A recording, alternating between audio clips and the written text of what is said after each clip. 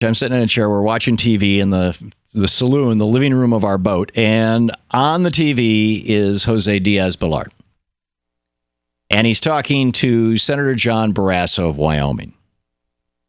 And he says, and Barrasso's just published this piece in this obscure right-wing rag here in Washington, D.C. that used to be owned by Reverend Moon, the Washington Times. And Barrasso's piece is about how this is going to be the last year of Obamacare because it's dying.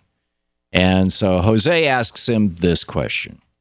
In your Washington Times article, you say, and I'm going to quote, unless something dramatic happens, this may be the year of the health care law's collapse. Why this year? What are you basing that on? Well, the Department of Health and Human Services, they're only expecting about half as many people to be signed up as they had originally projected. So we're still talking about 30 million people without insurance in the United States, in spite of all the president's promises, and fewer people are signing up. Fewer and fewer people are signing up. Well, that might have something to do with the fact that the program's 3 years old. And, but why are there 30 million people uninsured? Well, Senator Barasso, you lying scum, you fail to point out that most of those 30 million people don't have insurance because you and your Republican colleagues, all lying scum, said, no, you can't have Medicare expansion.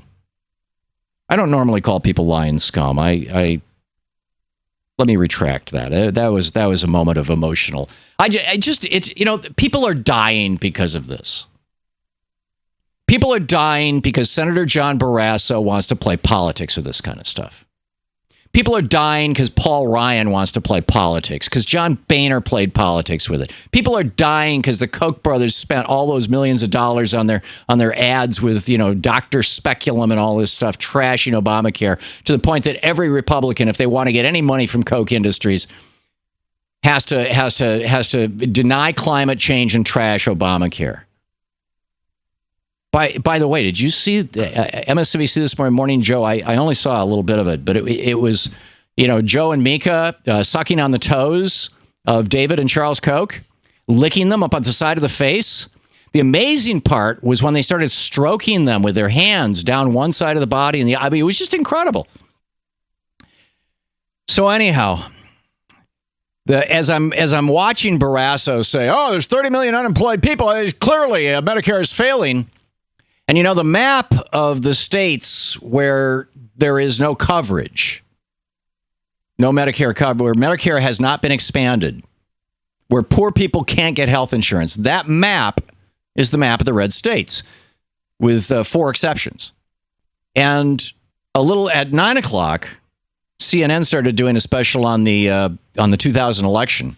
And I started watching it just to see if there was any hint that they might mention the fact that a year after the 2000 election, in 2001, in November of 2001, all the ballots had been counted, and the New York Times published a piece saying that Al Gore actually won Florida. And I was wondering, did CNN put that into the report? Because that would be explosive.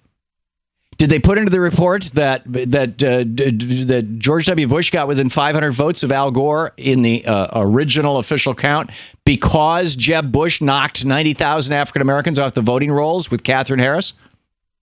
His Secretary of State ordered her to do that using a felon list from Texas. Louise was so sick, I just said, screw it, we're going to go to bed. So I didn't watch the rest of that CNN thing. But if any of you saw the whole CNN hour special, did they include those 2 little salient facts? Number 1, that Al Gore actually, when the recount happened, actually got more votes than George W. Bush. And number 2, that George Bush wouldn't have gotten as close as he did if Jeb Bush hadn't rigged the game. Jeb can fix it. It's his new slogan. He's bragging about it. Look at what I did in 2000. I fixed the election for my brother. I can fix all kinds of things. But anyhow, back to Barrasso. I'm watching this and I'm thinking, okay, Jose, I'm just waiting for the follow-up question where he says, 30 million people are uninsured under Obamacare, but you're saying that that's because Obamacare has failed. Isn't that because you and your Republican buddies in 20 states have refused to allow low-income working people, 100% of them are working people, low-income working people from getting Medicaid? No. Jose never asked that question. And this is what's wrong with the media. Meanwhile, we've got Republicans complaining about the media. Megyn Kelly talking about, what, do you want foot rubs? I thought it was brilliant. It was just absolutely brilliant. But it's like this, people talk about we have a broken, dysfunctional system. The reality is, Jose, nice guy that he is, I'm sure, is scared to death that if he challenges John Barasso in a real way, if he really makes a Republican look like a fool by pointing out that the fact that the guy is lying as if he was a lying scum. If Jose was to point that out, the Republicans will start boycotting CNN. And then you got no network. Which is what they're threatening to do at the national level with the presidential. Hey, it's been working so well for so long. Lee Atwater came up with this strategy. It was called Work the Refs. That was during the Reagan administration. This is the Thom Hartmann Program. Complain about the media. The media gets so intimidated that they are afraid to actually point out your lies. It has become the Republican strategy since 1981.